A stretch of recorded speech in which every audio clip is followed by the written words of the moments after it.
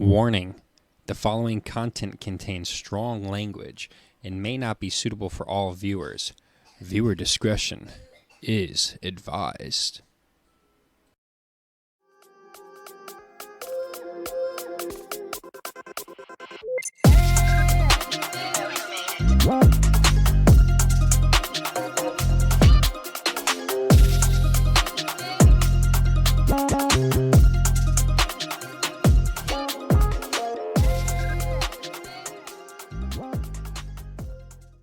Welcome to the MGS Podcast, your one-stop shop for movies, games, and sports. My name is Jake. Here I is with my Padme that I want to force choke most of the time, Paul. How you doing, Paul? I was ready to cheers that, and I was like, wow. But he loved her. Yeah. He force choked her out of pure had love. babies. Yeah, well, at that point they didn't. But, you know, we had to take a couple of weeks off from the podcast. Unfortunately, people in my house are dirty and like to lick handrails, and a bunch of people got some COVIDs in this house. I always tell them, you know, if you're going to lick a handrail, wipe some hand sanitizer on it first, and nobody listened. Just, It's disgusting. it's gross. What do you have going on around here? It's like a cesspool. It is a cesspool. Everyone has been wearing masks around here recently, and I can't believe you didn't get it. I was probably patient zero, and we just didn't know. Because I do lick a lot of handrails. Your bloodline is, just pure as gold. Yeah, I'm. It's possible. You know, I'm not saying it's true. It's possible that I am the cure for COVID. Not going to confirm nor deny government, so don't come do testing on me. But at least it would get them to watch the podcast. So yeah, that's true. But I think the last podcast we have, it's been a couple weeks, but we did talk about The Northman. That was a movie that was going to be coming out. I did get around to seeing The Northman actually today. I watched it today, and it wasn't as good as I thought it was going to be. Yeah, I know you said you were a little disappointed. Yeah, there wasn't a lot of action in it. Most of the action in the movie is in the trailer. Kind of like, Mel Gibson. That was all his movie's time in that one trailer for Panama. Most of the action that you see in the trailer took place within the first 3 minutes of him being an adult in the movie. So, otherwise, Did he get his mom back, though? No. All that for nothing? All right, spoilers. Spoilers. Fast forward like 2 minutes or something. His mom was the one who had the king killed. Oh, and then ordered to have him killed. Oh, so this whole time he wanted to save her, and then he gets backstabbed. And then he gets to her, and like he's a slave in their village because he made himself a slave in their village so he could get close. And then like he finally confronts her, like, "Hey, it's me. I'm your motherfucking son." And she's like, "Nah, dog. Why ain't you dead? You was supposed to be dead." And yeah, so he ends up thrown off a cliff. Yeah, and oh yeah. And then, he kills a lot of people, but it's mostly stealthy, like Assassin's Creed type kills throughout the movie. And then, at the end, there's a pretty climactic, well, I should say anticlimactic fight that ended very dumb. Well, that sucks. Yeah. It looked good. They got some things right in the movie for sure. I mean, the visuals were stunning throughout a majority of the movie. The Norse mythology aspect of the movie was pretty spot on. Other than that, yeah, I mean, I didn't hate it. I'm not going to say that. But I probably won't watch it again. Yeah, not one of those you'll sit down and be like, oh, it's on, I'll watch it. Yeah. It's just kind of like, I saw it was disappointing. Yeah, and that's pretty much it. And, Caitlin and I, we actually just watched another movie that I just want to very quickly touch on called Firestarter. With Zac Efron. I was going to say, how was that? Because it looks like also very disappointing. Oh, it looked like it was good. The trailers, I've seen a bunch of the trailers. It's cool. We talked about it the day that we talked about that other Zac Efron movie. It's cool to see him take on these more serious roles. And, I mean, he was great in the movie. It was just kind of poorly written. The end was, disappointing. It was disappointing.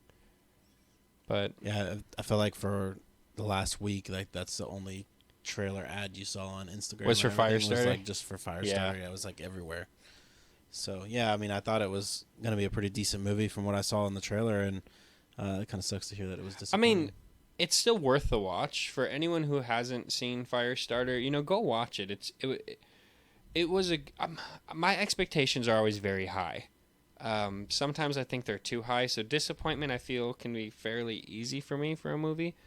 But, Firestarter, I would be more likely to watch Firestarter again than I would The Northman. Yeah. So it's crazy because The Northman had a bunch of big actors in it too, so you thought it would kind of hit it out of the park with everybody that was in it. Yeah. So yeah, I mean, I don't want to get too much into it because now people have tuned back in from the spoiler stuff. That's true. I don't want to get too much into it, but I will say Ethan Hawke, the very short time he was in it, he was good.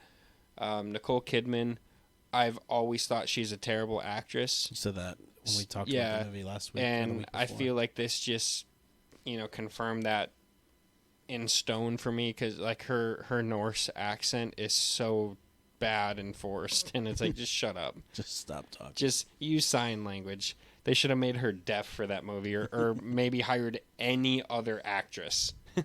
Any of them.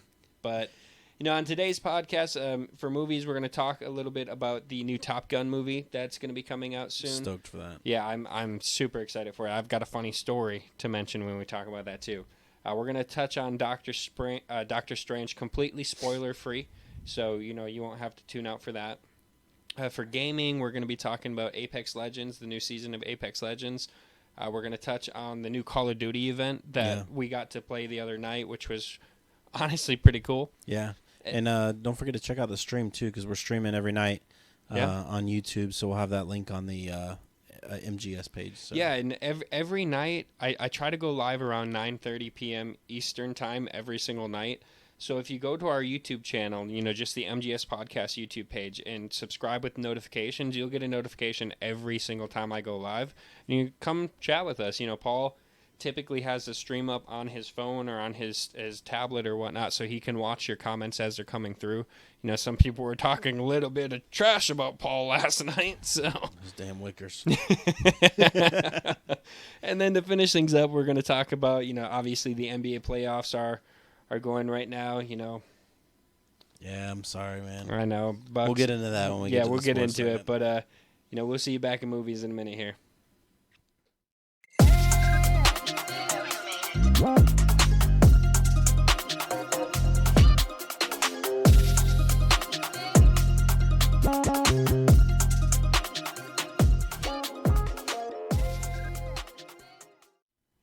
So, to kick things off, we're going to jump into a little bit of Top Gun Maverick.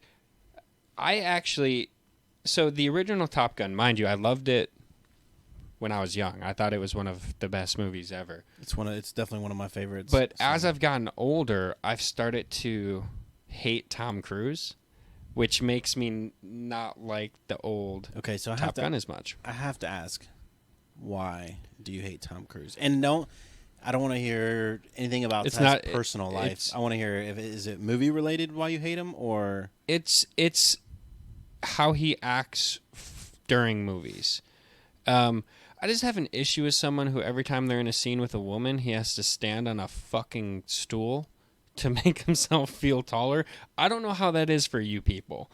But, you people. Yeah, but for I knew there was going to be something coming my way about a short joke. I knew. I was like, here it comes. It's just rolling down the hill. So, but, like even when COVID first happened and, obviously Hollywood was still going with a lot of different restrictions in place, that audio came out of him just laying into the staff. Now, mind you, what he was saying, I agreed with, like, hey, don't be fucking stupid. We need to keep our masks on. We need to be good so everyone here has a job. Just the way he did it and was essentially like, hey, work your ass off while you're here. Yeah.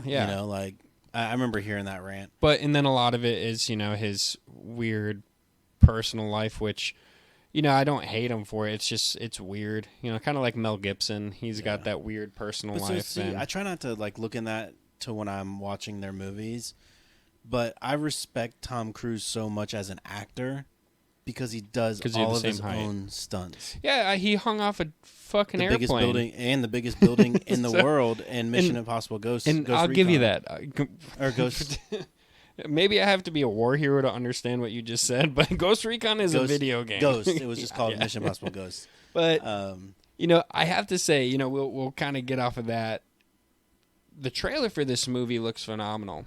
And I don't know if it's just because Tom Cruise he is a licensed pilot for all different types of aircrafts. So I'm curious as to how much actual flying he's doing in this movie. Because, dude, some of these visuals looks like he's there's no way it's CGI. Yeah. You know, like even I just views from the cockpit, like when he's pulling up and you see the wind breaking off the wings, and it just looks so unbelievably amazing. But, you know, we obviously Tom Cruise is in this movie. Miles Teller is in this movie. Plays Goose's son. Yeah. So you can kind of see in the trailer, you know, there's some hostility between the two.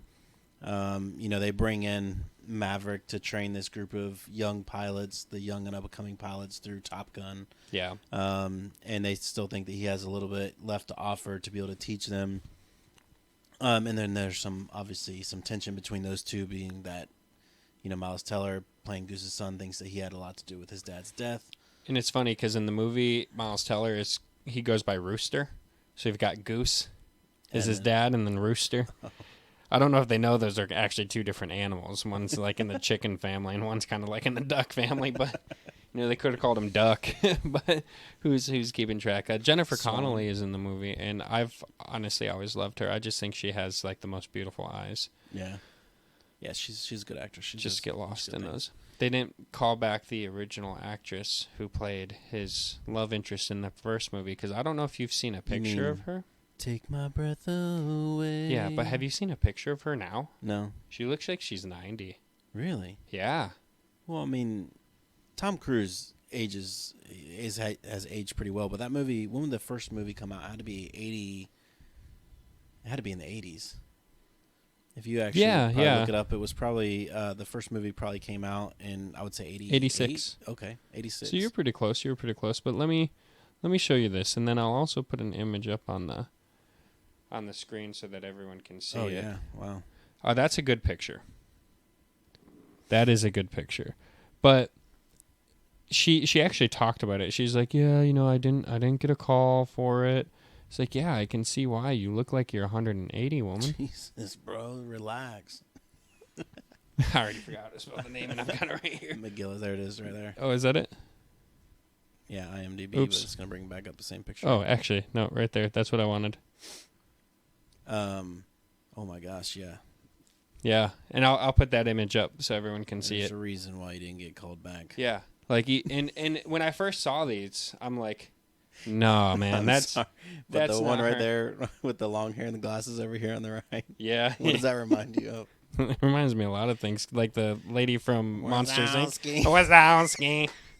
That's exactly what I was thinking of. That's terrible. But terrible funny Top Gun story with the new movie. So while they were filming this movie, there is it's a fictional like stealth fighter that's in the movie. So they created a prop for the stealth fighter, and the Chinese satellites moved so that they could photograph this prop plane because they thought it was an actual U.S. military aircraft. No way. Yeah. It's like, whoa, this thing is advanced. Oh my God. But it ended up being fake.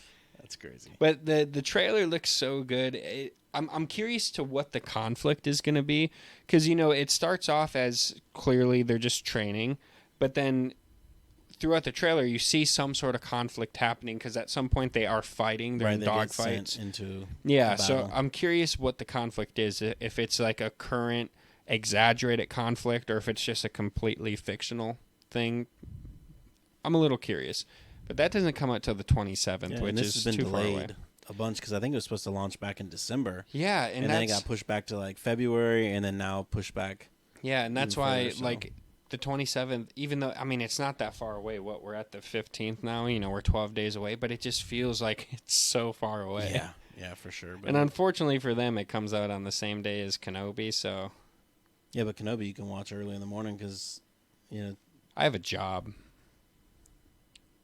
I'm not saying you don't. You do. You clearly have a job. I mean, I didn't want to put it out there that you get out kind of early and might be able to make things happen, but doesn't know what he's talking about. But I mean, is there anything that you want to see in the new Top Gun. I do want to see a bunch of action, but I hope it's not like a drama-filled, like, like where it's just like all this emotional drama about what happened in the past. Yeah. And that's what the focus on it is about. Like, I hope that it's like good action. Yeah. And a good storyline. Like, well, but I mean, like I said, the first movie was fantastic. It's one of my favorites. And I don't know what it is, but you watch this, and you're like, damn, I wish I became a pilot. God, it would be so cool to be in those and have those views of everything. And my God, yeah.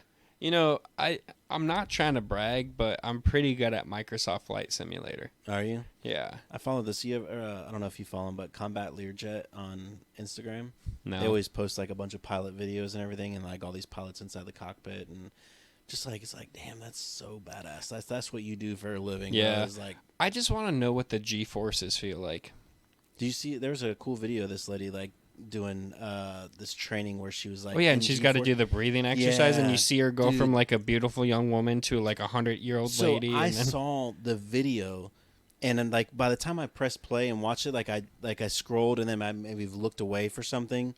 But then I look back down, I'm like, damn, why they got this old lady doing some G-force? And then it stopped, and I was like, holy cow. I was like, that is wild. She aged like 20 years. Easily. It was probably wild. more. Yeah, that I've seen that one. I've seen a lot of G-force training videos, and every time it's just like, what are the long-term effects that does to your dude, body? I cannot even imagine. Like there has people talk about football and and the long-term effects that has.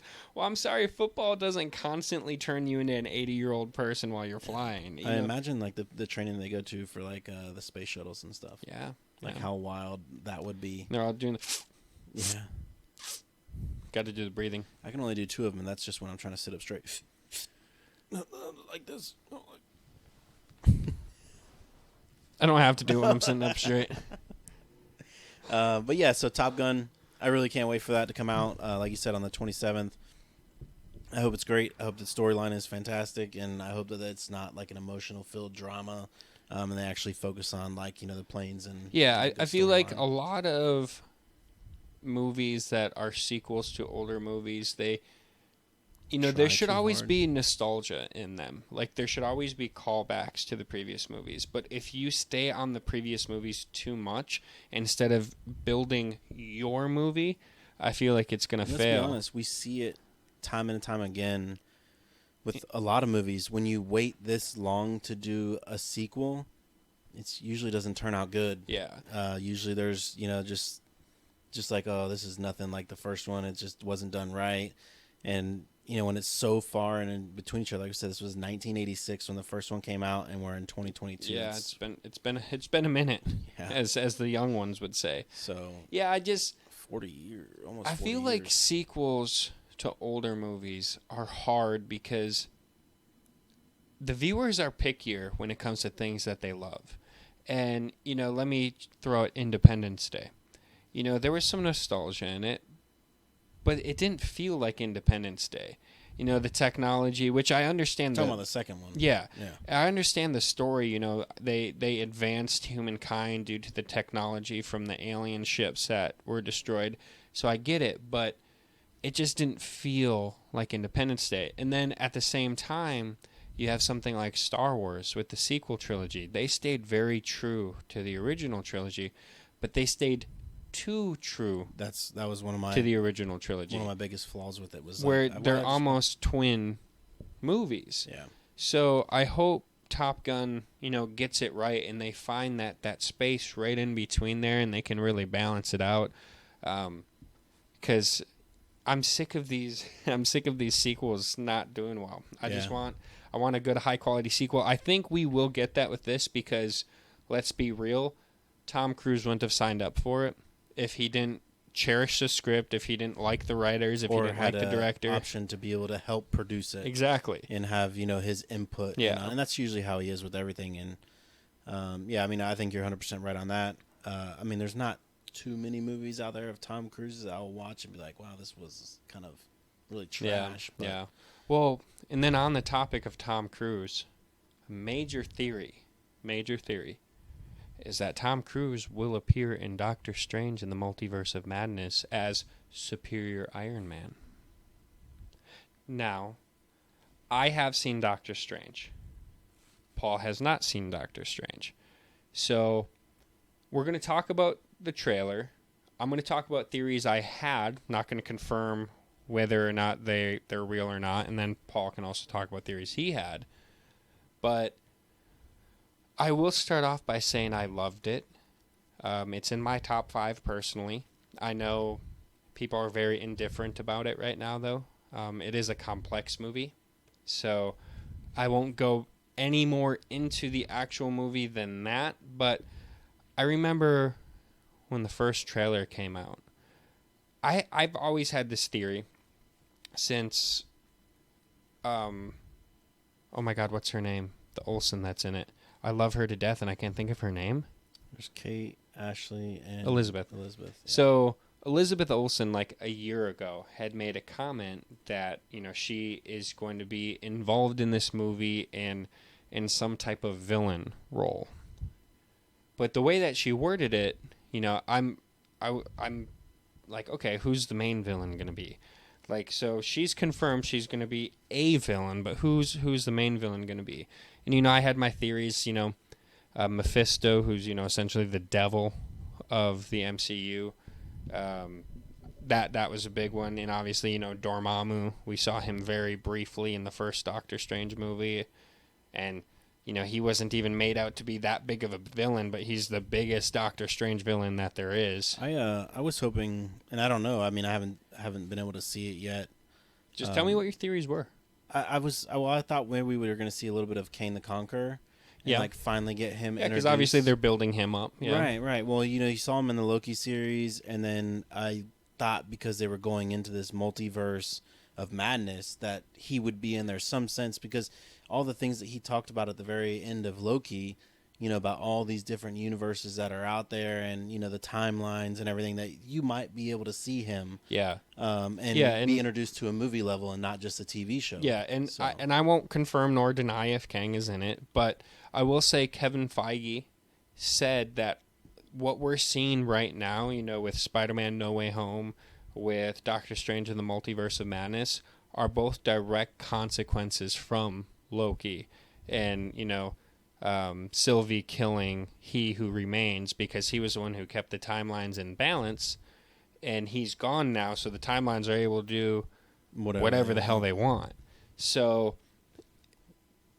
and again, I won't confirm nor deny if anybody from Loki is in this movie, but obviously from the trailer, it was confirmed that Professor Xavier is going to be in it. And it appears in the trailer like he's going to be the leader of the Illuminati, because you see the Illuminati in the trailer, well, they're referenced in the trailer, and then you see Patrick Stewart's, you see like the back of his head and his ear, because he talked about that. He's like, yeah, I wasn't expecting much. I saw the trailer myself, and I'm like, oh, people aren't even going to know that that's me. And then all of a sudden, people are able to recognize me because of my ear. That's hilarious. Yeah, you don't underestimate nerds, all right? We've seen you in Star Trek and X-Men. We know what your ear looks like. Even though it's an aging ear, we know what it looks like. We Googled whose ear, and it immediately came up. And so, in the trailer, you also see a few different variants of Doctor Strange. You see, I believe they're calling him Sinister Strange. Is that the one from the animated series? He appears like the one from the animated series, but it was confirmed that it's a different Doctor Strange. This one they refer to as Sinister Strange in like all the material. And then another Doctor Strange you see in the trailer, they refer to him as Supreme Strange. Now, this isn't stuff they say in the movies. This is, spoiler-free material that is just readily available even before the movie came out. So you've got Supreme Strange, which like in the trailer you see a statue of him at one point. Mm-hmm. And then you have Defender Strange, which he's the one who's got his hair in a ponytail. Oh yeah, and okay. It looks a little more badass. And my theories were, with all the different Doctor Stranges, is in the animated series you do get to see a very, very, very powerful variant of Doctor Strange, arguably the most powerful variant of Doctor Strange, where he accidentally destroyed his entire universe.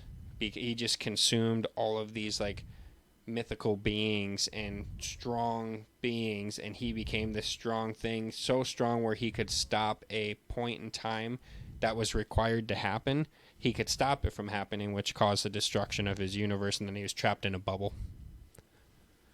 So I thought he was going to make an appearance in the movie, but then I was thinking about that too. He's going to be too strong. Your things that you talked to me about before was like, hey, you need to go see that animated series so you know who this Doctor Strange is in the movie. And it's not just for Doctor Strange. Again, spoiler free, it's in the trailers. One of the trailers, you get to see Captain Britain's shield, Captain Carter, who, is Captain America's love interest in the Captain America movies. There's other timelines where she took the serum and becomes, Captain America, Captain Britain. And in one of the trailers, you see her shield hit a wall. So, she's going to be in it unless they have a different weird, non-existing shield like that. It's going to be her. Yeah, I remember when we saw the first trailer, we talked about that and seeing the shield in there. So, and in the trailer, you see, and there's an argument about it, you see what appears to me to be Captain Marvel, and other people are arguing that it's Tom Cruise as Superior Iron Man. You get to see us like he's like blasting through a rock or something.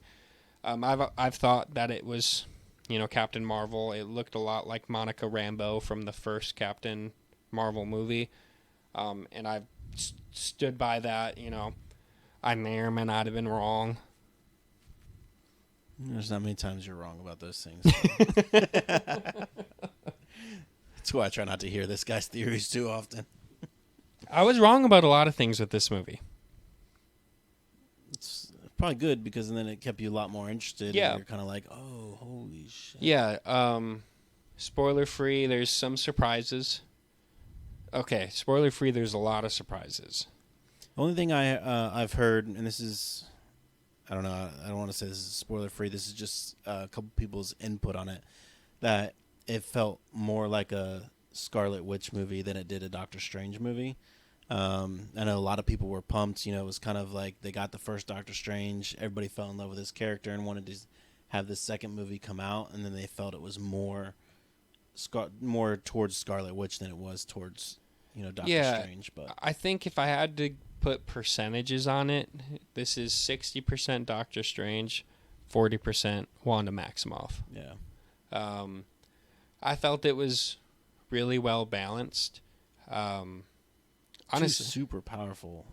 Yeah, arguably over. Yeah, arguably in the MCU, the two most powerful people within the MCU that we know of so far. Especially, just Wanda. She's look what she did to Thanos. Well, yeah, but she's just now understanding her power. Just imagine when she has full concept of what she's capable of doing. I just love in Endgame when, she flies down and she says to Thanos, you took everything from me. He's like, I don't even know who you are. You will. And then she just starts, crushing his armor with him inside of it. That was awesome. And it just shows, and that's pre-Scarlet Witch. That was just Wanda Maximoff. Yeah. That was before she got control of the Darkhold, which we see at the end of the WandaVision TV series, which is... essentially like the Book of the Damned of Marvel, where, she can learn all these crazy spells and stuff and just get more and more powerful. You see her at the end of WandaVision where, she's all just peaceful, sitting on the porch, drinking her coffee, she, it's kind of a happy ending. She's in peace. And then it pans to a closet where her actual body is levitating off the ground and doing all kinds of creepy shit with the Darkhold open. Yeah. Yeah, that was wild, and I was happy to see that she was going to be in it. I just didn't realize that she was going to be in it that much. Yeah. So and I didn't think it was going to be a 60-40 type scenario prior to seeing it. And like Paul said, I feel that is spoiler free. It's we're not telling you any plot points or anything. Just she does have a lot of screen time. I was expecting more so 80-20. Yeah. I guess split. I kind of in the trailer, Doctor Strange goes to her. Yeah. To ask for help. Hey, I need your help.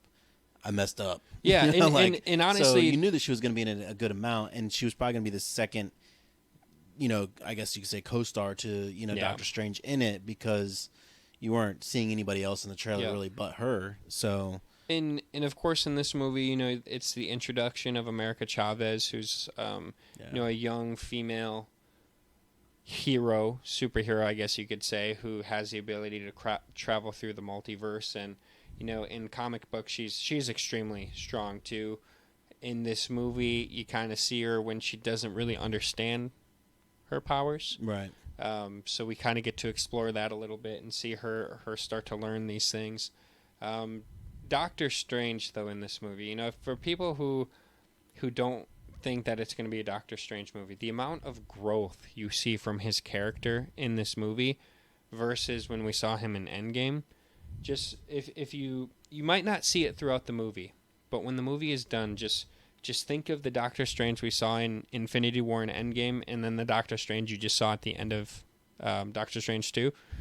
And it's a completely different character. He grew so much. Yeah. I'm excited to see it. I mean, I ended up just purchasing tickets for Tuesday night. So okay. So Tuesday night we'll be going to see it and be able to chat away with you about it. See, you should see it here because then you could come right over and chat about it. And we can talk about it. It's a phenomenal movie. Everyone is going to have their own opinion on it. Paul and I have said before, you have to be your own critic. Don't listen to reviews you see online. Don't listen to what your friends say. You know, I have a friend who didn't like it at all. I loved it. It's in my top 5. It was in his bottom 5. So, you know, we all interpret movies differently. We interpret different things within the script differently. I thoroughly it's crazy enjoyed though, it. when you think about it. You get a 79% on this movie, right? But everybody's like, oh, well, it's not getting a 90. But that's still 79% of the people that saw it enjoyed it. Enjoyed it, yeah. You know, that's still a small percentage of people that didn't. So you have to look at it in that aspect. Even, you know, if it was a 69% of those people enjoyed the heck out of that movie. Well, you know, and think of it this way. Let's just say you're a guy, you're single, you're going to the bar. Imagine if 79% of the women in there liked you. Yeah. I mean, you're going to have a good It's time. pretty good odds, you know? So you can have a real good time. Buying a lot of drinks, but... Yeah, they might buy you drinks. Who knows? True. That never happens. So I think that'll wrap it up for our movie segment, though. So definitely Doctor Strange. I'll be seeing it on Tuesday. I have my tickets. And then Jake's already saw it. And, you know, like he said, top 5 for him. So I'll let you know my thoughts next week in the beginning of the podcast. But... we're going to move it on to our gaming segment, and we're going to be chatting about some Apex Season 5 and Call of Duty. Operation Monarch. Yeah. King Kong, yeah, Operation Monarch. So we'll see you in a few.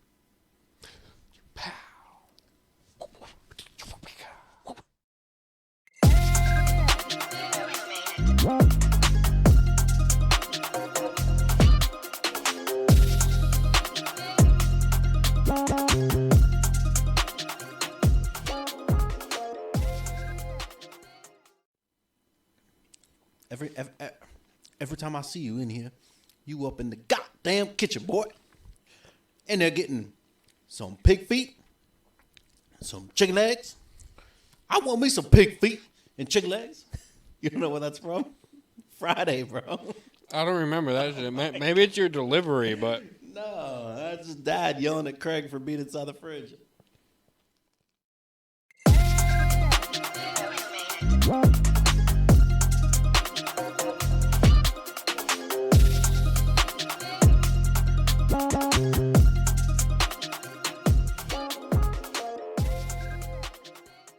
Welcome back to the MGS podcast, your one-stop shop for movies, games, and sports.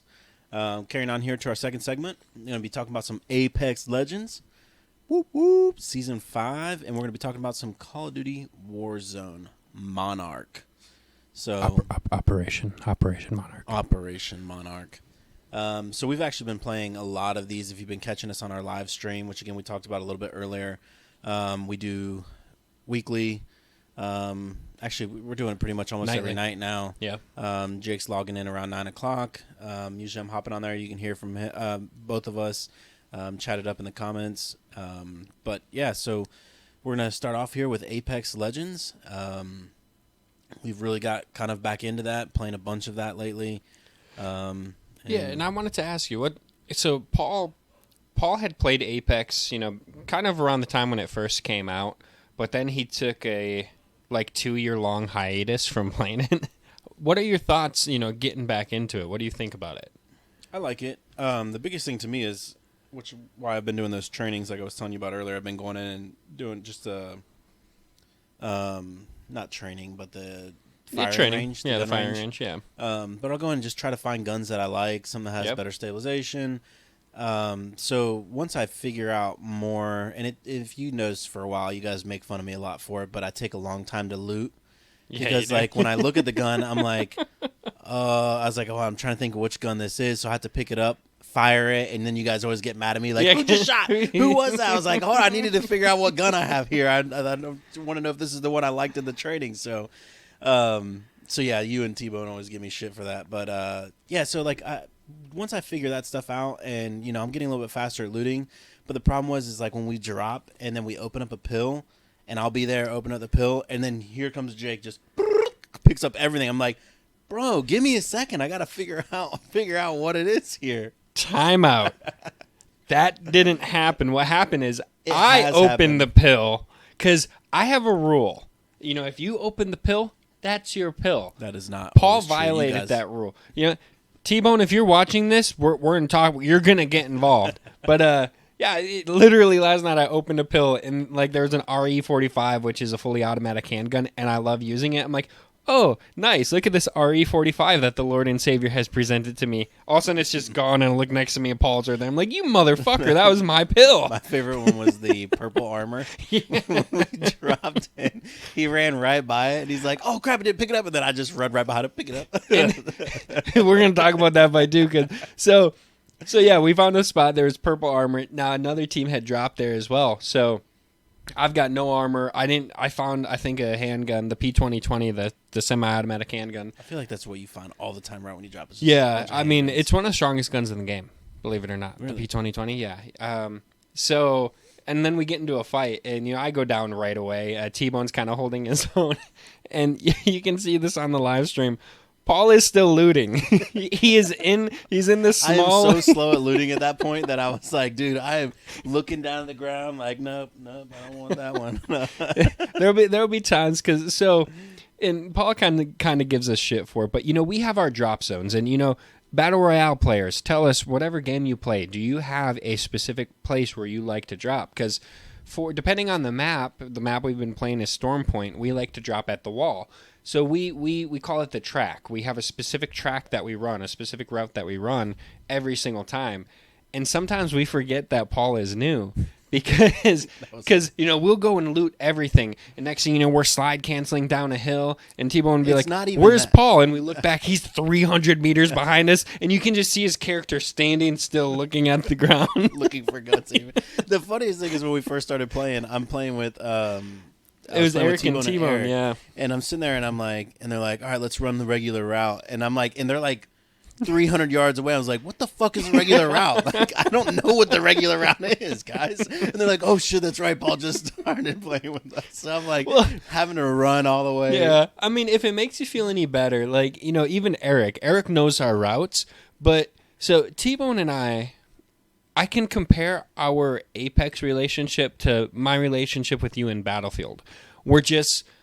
We're on the same page with each other. We know exactly, like, we don't have to communicate it. We know what we're going to do. And sometimes we forget that Eric isn't on that same level of communication with us too, because T-Bone and I, in our minds, we just committed like, yeah, we're gonna fight these guys. So we start fighting them, and we're like, Eric, where you at? I don't know what you guys were about to say. And they're like, oh shit, okay, my baddie. That's on me, brother. As we were playing last night, or the night, yeah, it was last night. We played last night, yeah. And T-Bone's like, hey, there's some guys over on the rock, don't engage yet. And then as soon as he says that, pop, I shoot over there, and he's like, God dang it, Paul. And then you guys got killed by those same guys. Eric was already running across the stream, and he's like, oh, I'm getting shot at. And I'm just like, damn it, I really messed this up for us. Yeah, and a friend of ours, while we were streaming last night, John, who's probably watching this right now, he asked, is it worth it? I think so. It's a free-to-play game, so it is fun. There's no risk. You're not taking any risk unless you're Xbox, PlayStation, or PC are completely out of storage and you have to delete a different game in order to fit it, that's the only risk you'd have to take with this game. Delete Fortnite. Yeah, delete Fortnite. Hell, I mean, if Warzone wasn't so big, it wouldn't be such a problem for people. That's true. Apex Season 5, they made some changes to the Storm Point map, which, Paul can't really see those changes because he started playing in Season 5. So, this is the only map he's ever known. But, like, now they have this giant insect-type water creature that's dead on the beach. They have these different bunkers that you can go in and fight, like these AI, almost like Titanfall AI pilots. Yeah. And then you get rewards for beating them. My always thing is, like, we go back to the drop point, like, on how you guys... It was, like, 16 times in a row, I felt like, on the same map, the same drop point. But, like, I feel like Apex is a small enough map that you could go anywhere that you want. Pretty much. Yeah. And then that's why I, like, always felt like I always go to different places. Like, I played a lot of PUBG and played a lot of Firestorm and played a lot of Warzone. And I feel like those maps, based on the plain path, you were limited to, like, being able to go to the same spot every time. Because if you liked this one spot and the plane was only going off a corner, there's no way you're going to get all the way over there to be there. So that's why I was always used to, like, going to different places. But this one, you really can almost go to the same place every time, regardless of where the plane goes. For the most part, there's going to be action pretty much anywhere you drop, unless you literally drop just in the middle of nowhere. But and one thing, any high-end loot at that point, which I've noticed too with that game, is you really have to drop in a hot spot to be able to get, like, a purple armor or a blue armor, that you can actually just readily get right there. Yep. Well, and one thing, and it's funny because you had, prior to this weekend, it had been at least a week since you played Apex with us. Yeah. And within that week of you not playing, that's when we actually changed from dropping at our normal spots every time to we just want to drop where it's hot. Like, if we see a bunch of people going there, we're going to go there. Yeah, because then we have a better chance of kind of warming up, getting into some fights, getting our bearings together, and just murdering. And by that, I mean us getting murdered. Yeah, and it's a fun game. I really have enjoyed it, and it's good on there to play something different. It's not Battlefield, and it's not Warzone, and it's a different style of play. Yeah. I just have to get my controls under, controls better to be able to move a little bit quicker, and those adjustments sometimes with different games, it takes a little bit to, be on the same page of where you want to be movement-wise. Yeah. So. Yeah, I mean, honestly, the big thing, and I know it gets hated on throughout, Call of Duty and Apex, is slide canceling. Here's the thing, like, you, my brother, even some of my other gamer friends, no matter what the game is, there's no sliding. I'm running. Slide canceling is important. You won't get domed in the head while you're just running across the field. But, like, if you look at the elite players, your big content creators and streamers playing any of these games, what I did when I first started playing Apex, I'm like, okay, Nick Merckx moves like this, I'm going to move like that. And then I got used to moving that way where you're constantly sliding and jumping and turning around, checking your surroundings, which, I've kind of been like that for all the games, but it took me a little bit to get used to the specific mechanics to Apex, because the thing with Apex is you have to take advantage of the movement mechanics, because, I mean, you can climb walls, you can slide, you can jump pretty far. There's, zip lines you can go up and down, which are pretty important. There's different things that'll launch you into the air. They've got, like, balloons and then what we refer to as man cannons. And, like, all of those things are so important. But, yeah, I love Apex, which is crazy, because when that game first came out, I hated it. I thought it was dumb.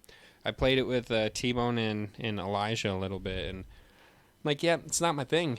And then we were playing Warzone pretty religiously at this point, and there was a night where myself, Eric, T-Bone, and Claudia were playing, and it was like 6 matches in a row where we just got killed by a rage hacker. Someone that has 70 kills already, and like when you're spectating him, he's just shooting people out of the air, snapping over here, snapping over there, and we're like, I'm sick of this shit. Like, yeah, Warzone just is not... It's not for me anymore, so we switched over to Apex, and we've been on Apex pretty religiously up until Battlefield came out. Yeah. Then I took a pretty long hiatus from Apex until just a couple weeks ago. Coming out. I mean, then the new Halo came out at the same time as Battlefield, so you play a little bit of that, which I think was a disappointment. But I agree.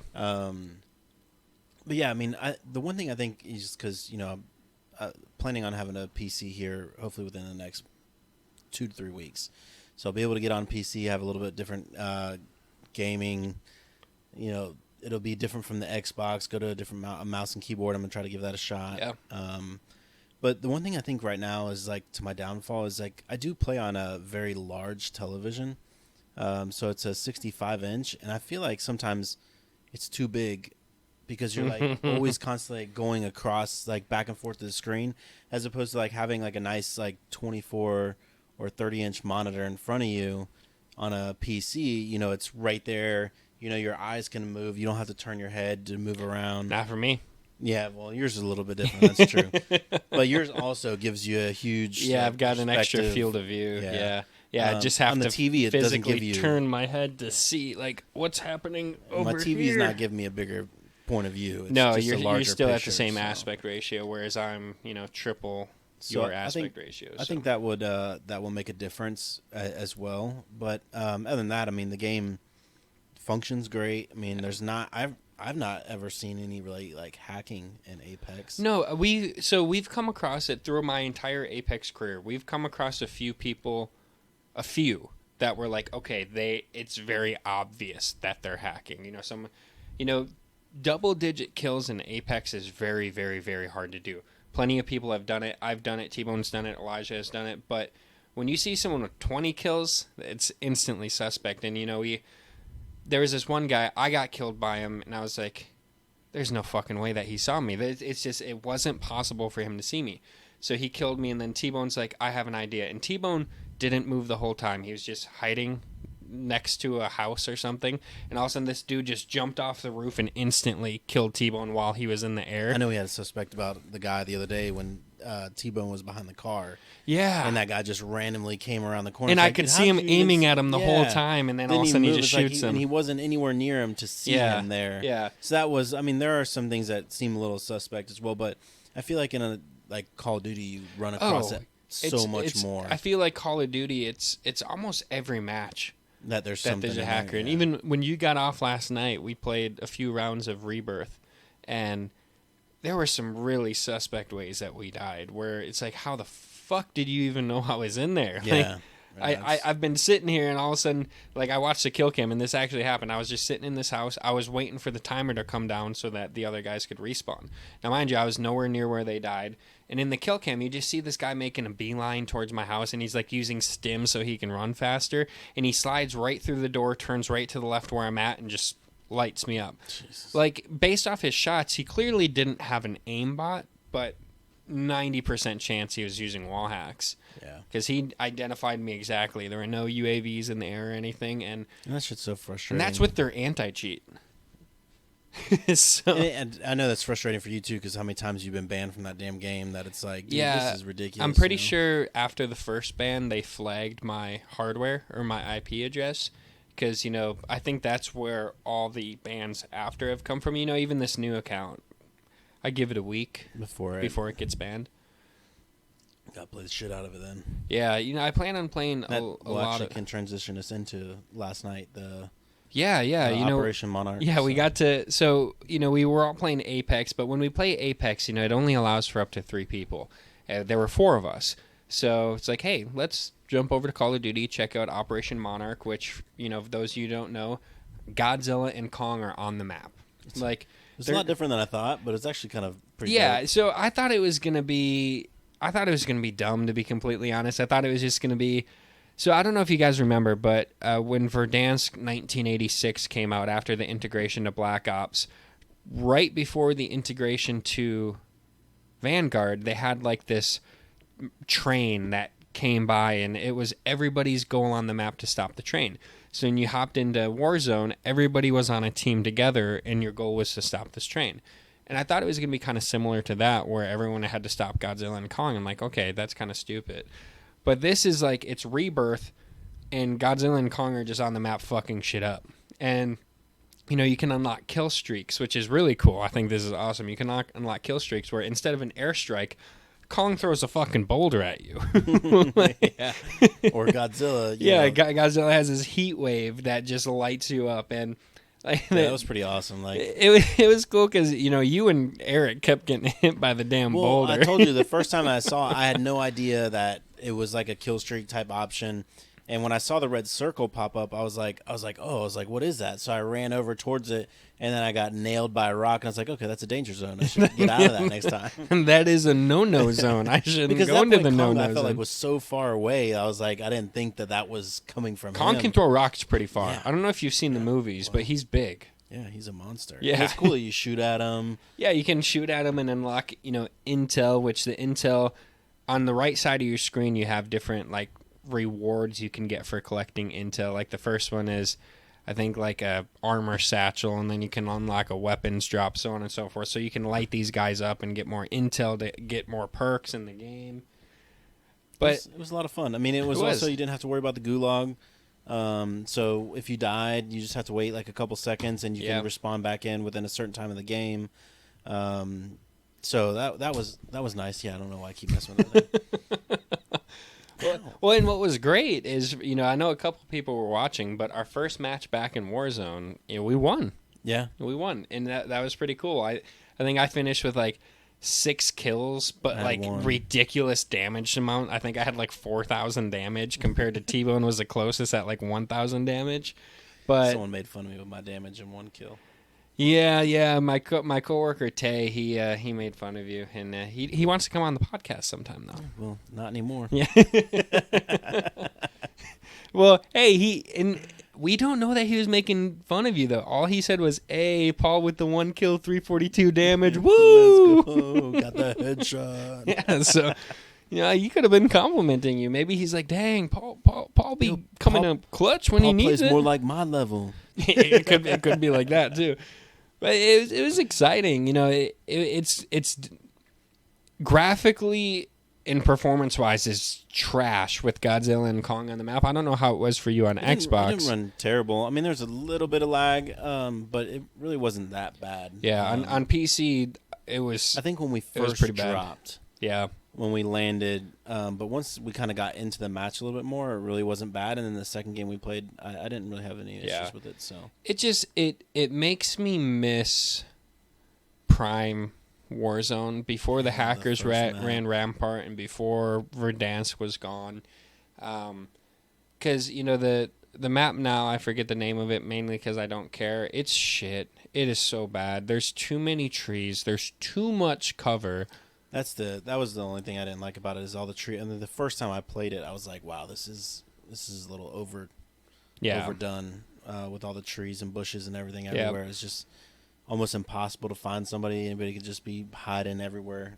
So it makes it a little more challenging maybe, but it was just... Yeah, it definitely makes it more challenging. But then they did other things that I'm not a huge fan of. They recently nerfed every sniper rifle in the game with the exception of 4.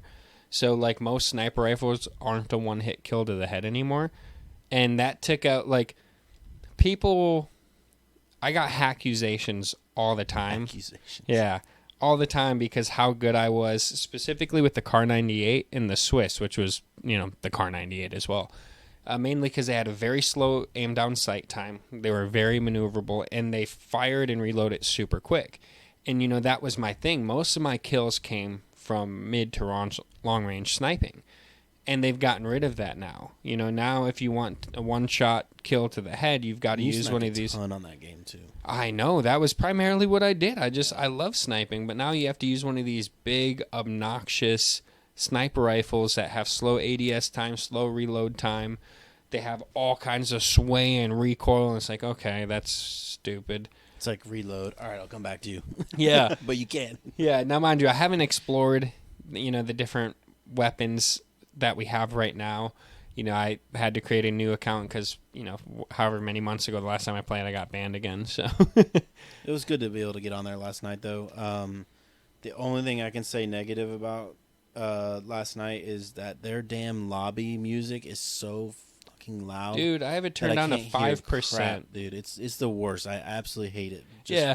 Well, even just the audio in general, and anyone who was watching the stream last night would have seen me do this. The master volume I had to turn down to 15% and it was still too loud. That's a volume for like the sound effects, the music, just everything within the game is too loud. It's like unbearable. Yeah. I don't think it was as bad last night on the plane, but I remember when we used to play back in the day, when you got in the plane, you're what? To jump, it was so Boy, damn loud. I can't so hear someone's you. like, hey, we're gonna jump over here, and he's like, oh, where? I can't hear nothing. Yeah, and that's it's one of those appreciations I have for Apex, because if you notice with Apex, you're in and out of a match so fast. Yeah, they are very quick. It's so quick, and that's why it's easy for the three of us just to kind of rotate in and out. Yeah, because it's quick. We land, we instantly die, and we try again, and then someone switches out, and it's so quick. There's no pregame lobbies, and that's one thing I love about Apex is they've limited the server size to, I don't know the exact amount, but I think it's 64 players. It might be less than that, but I think it's 64 players. Helps it run a lot smoother. And it's so much smoother. And quicker. It's quicker because, like, in Warzone, you're waiting for 150 people to join that match. So, like, you get into same with PUBG with 100 people, where it'll put you in the pregame lobby, but the lobby's not full yet. So the countdown hasn't even started yet. You're waiting for the lobby to fill.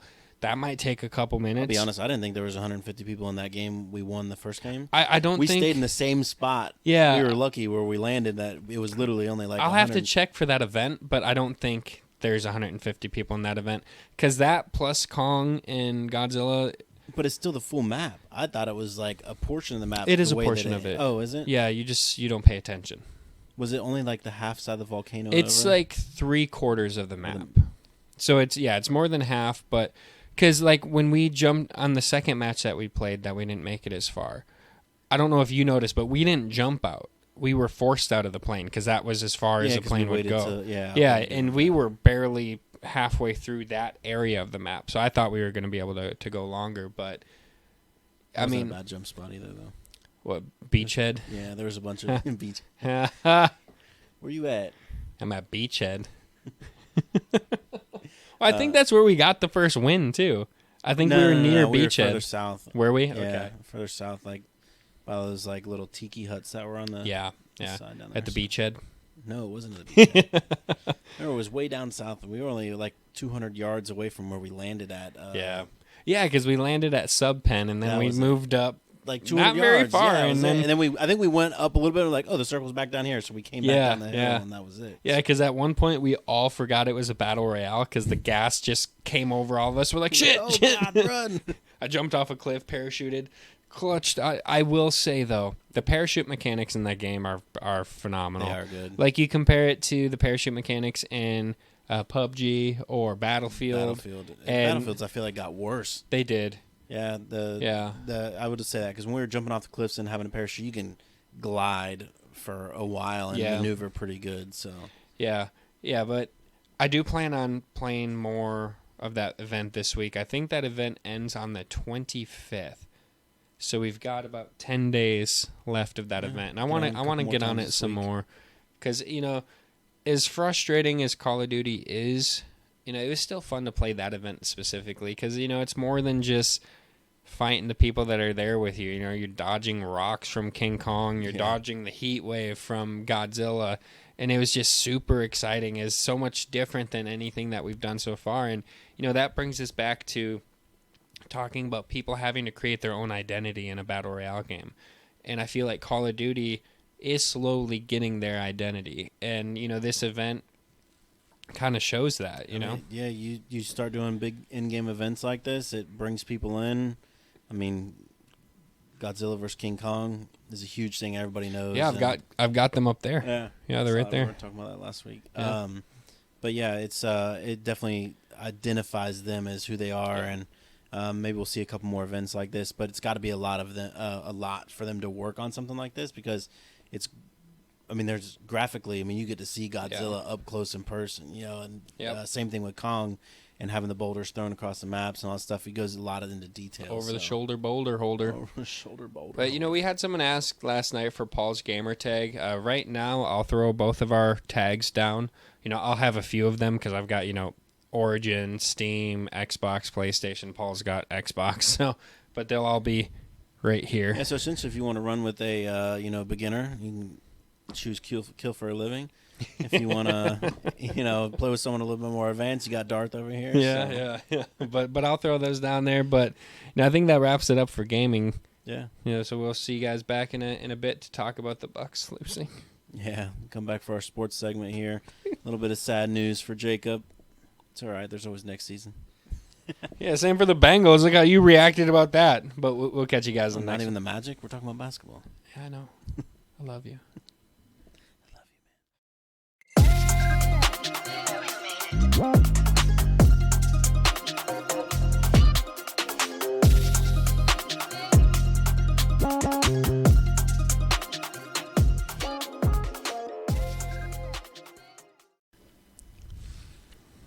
You ready? Yeah. All right. 3, 2, 1, and 1, 2, 3, and.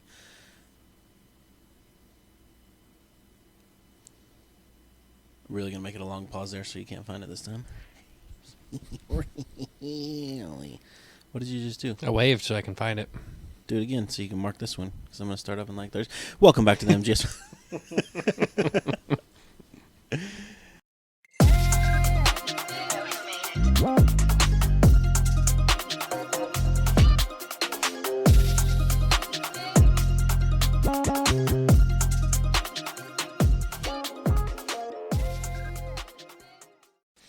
Welcome back to the MGS podcast. Your one-stop shop for movies, games, and sports. You poor son of a bitch. For those who have been listening to this point, the Bucks were eliminated from the postseason today. I almost didn't want to do it today because I was like, damn, he's going to be so mad. Yeah, it's not that they lost. The Celtics were a formidable opponent. And, anyone that I've talked to up till this point will tell you that I was worried that we'd be able to beat them at all. Just that Celtics defense, all they have to do is stop Giannis and they stop the Bucks. So, but we ended up going 3-3. Series was tied. Unfortunately, How did that series start out? Did you guys go up 2 games? We went up one. No, we went up 1 game and then it was tied. So it 1-1. always went tie, back to back. But the thing is, when we beat them, with the exception of the first game, we beat the shit out of them the first game. Every other win against them was, 2 points, 1 point, whatever it was. And then, when they beat us, so it's 15, 20 points. So even though the series was tied, they were playing the better overall ball.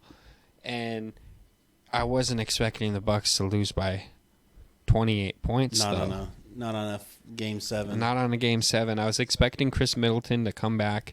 His time frame was 3 to 4 weeks. We're at 3.5 weeks. I was expecting him to come back at least in a limited role to help a little bit. But the Bucks they shot like shit. I know I saw those 3 for 33 on threes. Yeah, they were 4 for 33 on threes. Yeah. They shot less. They're at like 36% from the field. 68% free throws versus, the Celtics being 42% from the field. They were at like 40% three-pointers and then over 70% free throws. So it's like, you can't beat that when in every stage you're being outshot. Well, I mean, if you look at what was crazy too is Giannis almost had a triple-double. So I think he had 25 points, 9 assists, and 20 rebounds. And if you look at the team stats for total rebounds, there was 56. Yeah, so total. So he had 20 out of 56 right. total. So it's like, who's getting the boards? Like, you can't have this guy just getting 20 rebounds, which is a crazy number. I feel like for him to have. He's not even their center. Yeah. So he's just hustling to the ball. It's like you got to have other people that are hustling to get those rebounds. Because that makes a huge difference. The more takes you get, the more opportunities you're creating for your team. Yeah, 100%. So, and I mean, the opportunities were there. We just weren't. Shooting is definitely so like a big there's thing. this in basketball. There's like a hoop with a net on it, and you have to get the ball into that. We weren't doing that. Yeah, it's unfortunate. It's just who's on at that night. Yeah. And unfortunately, it was the Boston Celtics in this. But like I said, they're a great team. I mean, Jason Tatum is a phenomenal young athlete. He is. And he's going to be around for a few years. I don't know what his contract looks like over there with Boston, but I imagine if he's ready for a new one, he's going to be getting paid regardless. So so the Celtics will go on to go against the Heat in the Eastern Conference Finals. And then did you see the ending of that game? Of the Heat game? Yeah. No. When Jimmy Butler was like walking back to the locker room after. Oh, and he's like, Tobias over me? Tobias over me? Come on, man. I thought that was hilarious. I did see that. Yo, he's still feeling it, bro. Well, Joel Embiid actually made a comment about Jimmy Butler too, more so just saying like, I wish we could have played together more because, they were both in Philly for a minute there. But, Jimmy, I feel bad for the guy because he's a phenomenal ball player, but he's just been tossed around. Like, he started off his career with Chicago. Yeah. And they weren't great there, but he was always a star. Yeah. There. And then when you saw him go to the Sixers, you were like, damn, him and Joel Embiid, that's going to be a good little duo right there. Yeah. They could really make some noise. And it was like, I think he got traded over there in the middle of the season. And then he was only there for a couple other seasons, and they just really couldn't get past a certain stage. Of course, you had LeBron James with Cleveland at that time, and he was just ruling the East. So even if they made it to the conference finals, and then we also know about Ben Simmons and his shooting display and the issues that he had in Philly with them. So it was just a tough time for him. And then now he's like really established himself as a player with the Heat. And like really kind of made this like his team. Like, I agree. I'm not here as a second. I am the number one on this team, and I'm going to take this team to where I can get, and I couldn't agree more. They had that hiccup with the bubble.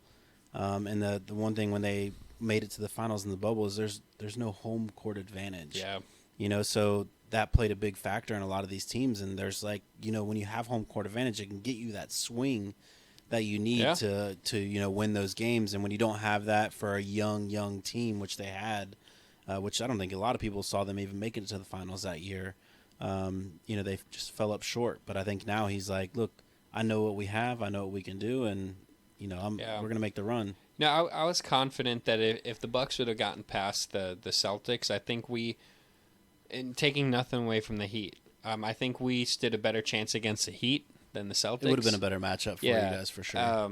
So that's hopefully going to be a really exciting matchup.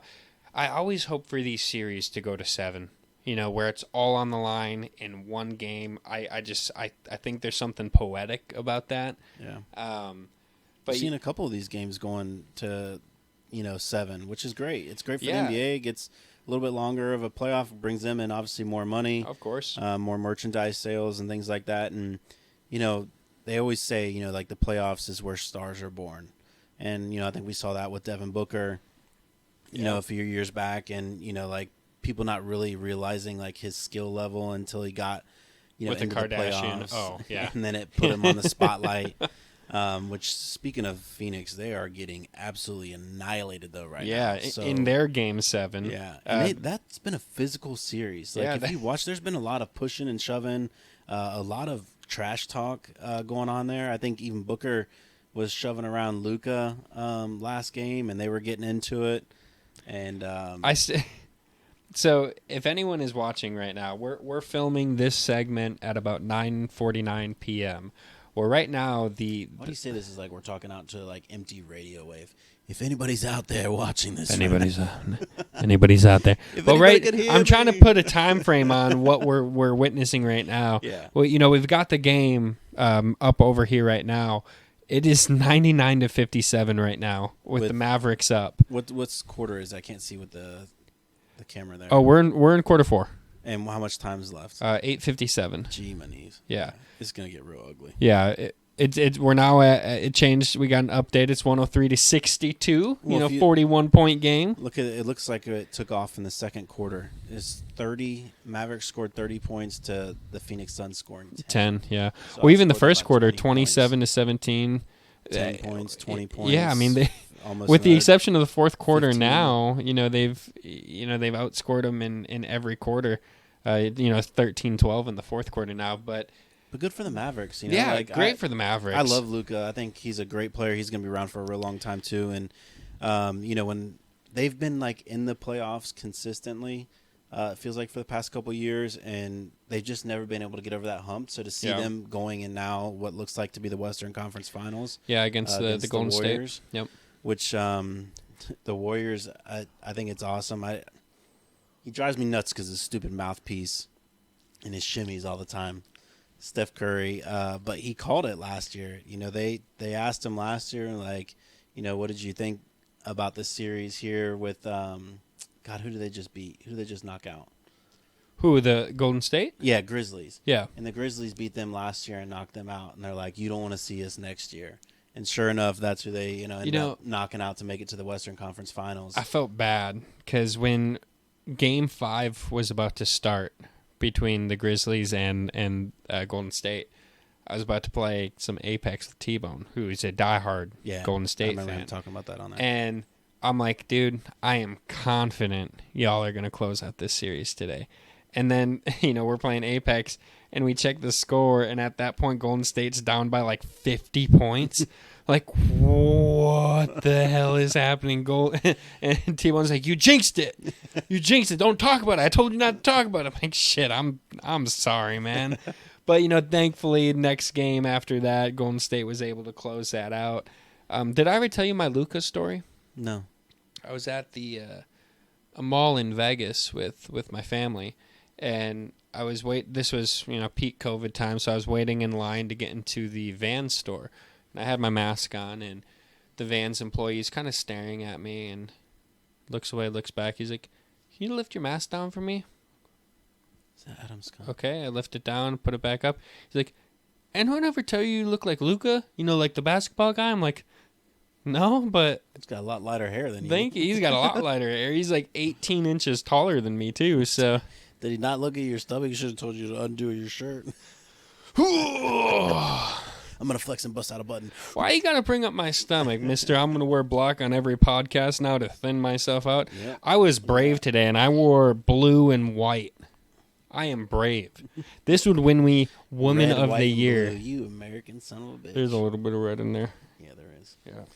But yeah, so Luka looks like they're going to be going on to play the Warriors, which I think will be a great series. I think it's on paper. If you look at it, the Warriors obviously have more offensive weapons, and they have than the Mavs. Yeah, but no one would have thought that the Mavs would be beating the number one team in the West like this true. right now. 64 wins, I think, this season is what they had. Yeah, so I'm going to say we're going to have Golden State Heat finals.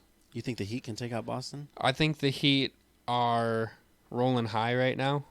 Boston, yes, they ended up pulling out the win against the Bucks, but if I'm being realistic, they should have closed it out in 5 against the Bucks, especially with no Chris Middleton. They got some good defense. They there. do, and they're a bunch of hustlers over there, man. Those guys are constantly fighting for the ball and I'm calling rebounds. I'm calling it. I'm calling it Heat Golden State. I wouldn't be mad either way, but I think this is Boston's year. So Boston. I think Boston's going to make it to the finals, and I think we're going to see a Warriors Boston. Haven't seen that in a long time. You know what else we haven't seen in a long time? A no-hitter in the MLB. Jesus. With a team that throws a no-hitter loses. I just found out about this. Paul just told me about it right before the podcast started. Yeah. And today, I couldn't believe it. The Cincinnati Reds threw a no-hitter and lost the game. So for you that don't know, a no-hitter is where the pitcher throws, or pitchers in this instance throw a complete game with no hits allowed, but there can still be people get on base by a walk. Yeah. And apparently in the 8th inning, they walked 3 people, and then someone hits a pop fly out in the outfield. A sacrifice fly is what they call it in baseball, and the runner scores off of a tag up, and the Reds lose 1-0 off of a no-hitter. And as if a season can't get more depressing, that is pretty much rock bottom for the Cincinnati Reds, a team that went and traded basically a lot of their stars away through the offseason besides their stud first baseman. and they are now, I think, only like 3 or 4 wins into their season. So, yeah, not looking pretty for the Cincinnati Reds. And unfortunately, you go out, like I said, and throw a fantastic game by your pitching crew, and these guys end up losing the game. So 9 games. They won 9 games and lost 26 so far. I'm pretty sure they're dead last. The Baltimore Orioles might be below them. No, we're in the wrong league. Yeah, got to go to American League. No, actually, the Orioles are 14. Actually, Boston Red Sox. That's surprising. Red Sox are 13-21. Tigers I'm pretty are sure they're the worst. Yeah. The Reds are there on the bottom. Shoot, I'll tell you who's not on the bottom right now is my Anaheim Angels. Dude, they are. Want to know who else isn't on the bottom? Fire. Yankees. I think the Yankees. My Milwaukee Brewers, sitting at number 1 in the NL Central. Yeah, at 22-13. I mean, you got your boy over there. He's a stud. He's starting off great for them. But it's a long season. You know, I get hyped up about my Angels, playing great ball right now because for once, and I think feels like the last 10 years, we actually have a really good pitching staff that seems to be healthy. Mike Trout's healthy. You got Shohei Ohtani, one of the best two-way players in the game. Fuck did you just call me? Shohei Ohtani. But one of the best two-way players in the game, and I think we've talked about them creating this rule just for him to be able to continue batting after he's done pitching. Yeah. So they got the Ohtani rule there, and it's crazy to think like this guy can potentially win a Cy Young. Yeah. This guy can potentially win a batting. Both in the same season. Yeah. Like how crazy is that to think? That'd be like, cool. You're going to see a two-way player be able to win potentially 2 huge awards. So it's awesome.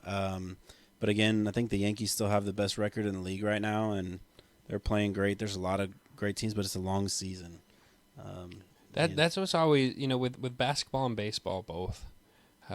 People don't realize how many games they're playing, especially NFL fans. We're used to 16 games, now 17 games, where, it's one game is so important because that's, 1/16 of your season. Yeah. I mean, whereas with this, you can rebound from a game. Is you can basketball rebound from 85 2. games? I think it's 84. Yeah, something like that. I think baseball is on a regular season because they started late. I think it's like anywhere from 160 to maybe 170 something games. I want to say it's like 165 games, but yeah, it's wild. Like, and that's a lot of sport. Yeah. You have to be very dedicated. Yeah, that's why I wish though that because my number one sport is football. The NFL, that's my go-to. Growing up in Green Bay, Wisconsin, that's what we knew. But sometimes I wish my number one sport was basketball or baseball, so I could watch my team play 80 to 100 and something games instead of 17. Because I always say 17 because we'd play the 16 regular season games and then one playoff game, and then that was it. I don't know. Like I love baseball. I played it my whole life, but I've never sat through and watched probably more than, and I would say probably the highest I've ever watched is probably like close to 50 games. Yeah, a season. Baseball is tough for me. Yeah. It's different in person. Yeah, I love any sporting event in person. Well, I just love to see. I feel like if you grow up near a baseball stadium, so like if I lived in St. Pete and I was like right there to the Rays Stadium, there's a good chance I'm going to a bunch of games and I'm watching a bunch of games. They're broadcasted on my local channels, as opposed to the Angels. They're on West Coast, so if I do even get to watch their games, sometimes those games don't even start until 9 o'clock, 10 o'clock my time. Yeah. And it just gets so late by the time the game's over, and they're not local. So I don't get to watch them on TV. I have to find another way to get them, or the MLB Pass, or illegal cable services. Star Show, but so Apollo TV Group is who is provided by. But yeah, so like it's nice. I'm excited. I think a lot of the Angels fans right now are pumped up off of the way we're starting the season. But like I said, it's a long season. You got to stay healthy. Yeah. And that goes for all these teams right now. So I mean, I think if you go back, the Braves didn't have the best record in the league last year. They were good enough to, make it in the playoffs, and then made a run in playoffs and win the World Series. So. Yeah, and that's how it happens in a lot of sports. As long as you make it, every game is anybody's game. You never know who's going to show up, who's not going to show up, who's going to have the better game plan, and this goes for all sports. It doesn't matter. You could be playing. How many times have you seen it where the best team in a league gets beaten by the worst team in a league? It happens all the time because where I think a lot of the credit goes past like the coach, because like there's so much game plans that go into. Oh yeah. Like getting ready and prepped for them, especially when you get into the playoffs. I think a lot of times the coaches don't get enough credibility for it, and it's all the players. Well, the players made the shots, yeah, but the way the defense was set up, or the way that the pitching rotation was done was all based off of the way these guys hit, or the way that these guys, set up on offense. However you want to, do it for whatever sport. I don't think a lot of the coachings get enough credit for it. No, they don't. The head coach gets credit, but the other not your guys, offensive coach or your assistant the other coaches. guys don't get much. So, yeah, it'd be interesting. I think for other news in basketball, I think the Lakers are still waiting to hire some coach. I feel like they've interviewed like every entire coach in the league right now. I think the latest rumor I saw was they're waiting to see what the Sixers do with Doc Rivers. Yeah. And may potentially make a run after him if he. I don't know, he's man. Very familiar with LA. He's been in that arena. Yeah, he multiple has. times, just on the other side. My thing is, they have to find. LeBron has to find someone that he's gonna get along with and not, bash heads with. I think it's for sure a big thing. I mean, he says, "Well, I'm not gonna be involved in any decisions made by the team this offseason. I'm gonna let them figure it out."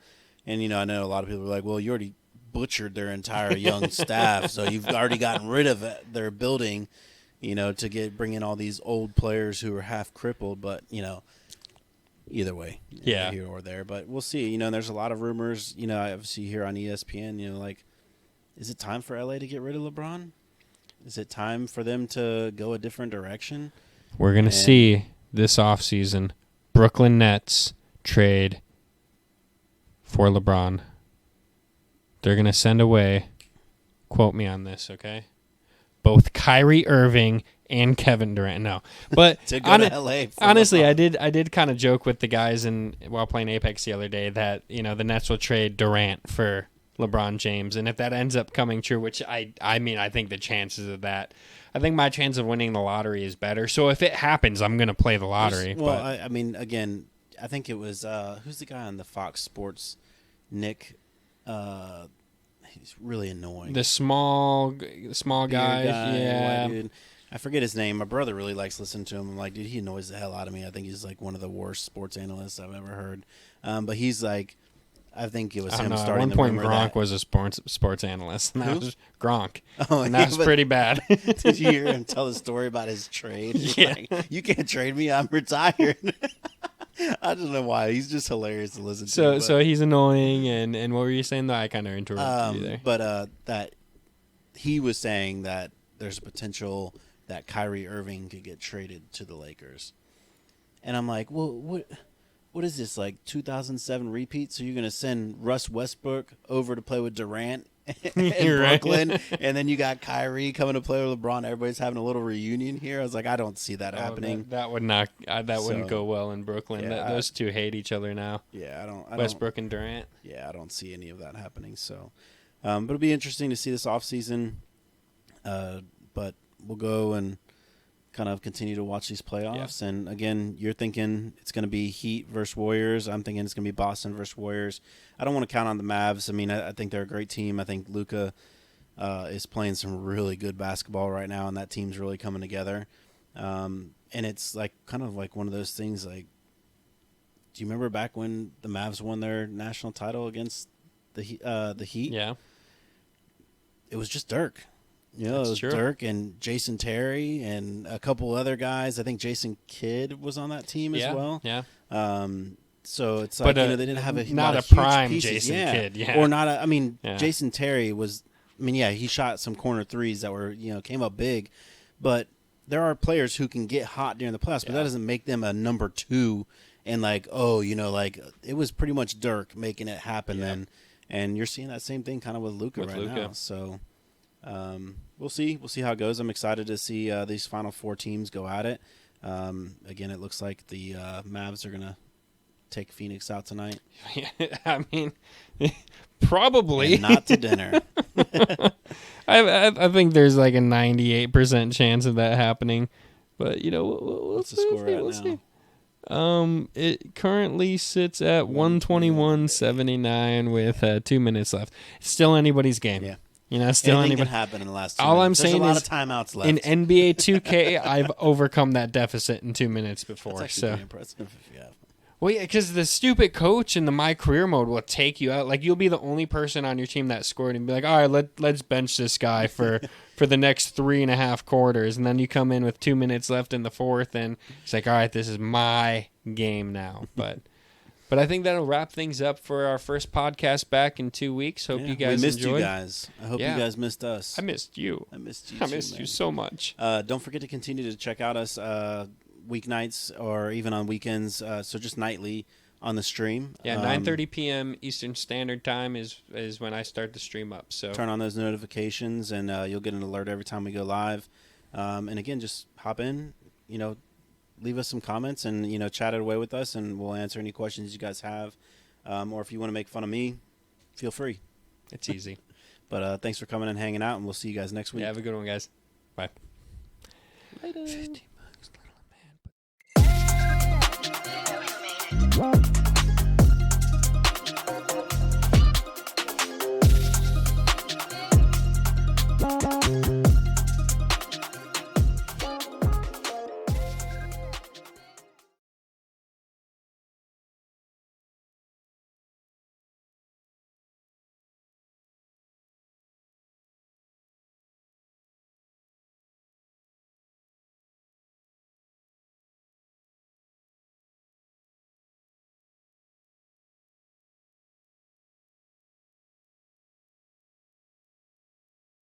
If you can dodge a wrench, you can dodge a ball.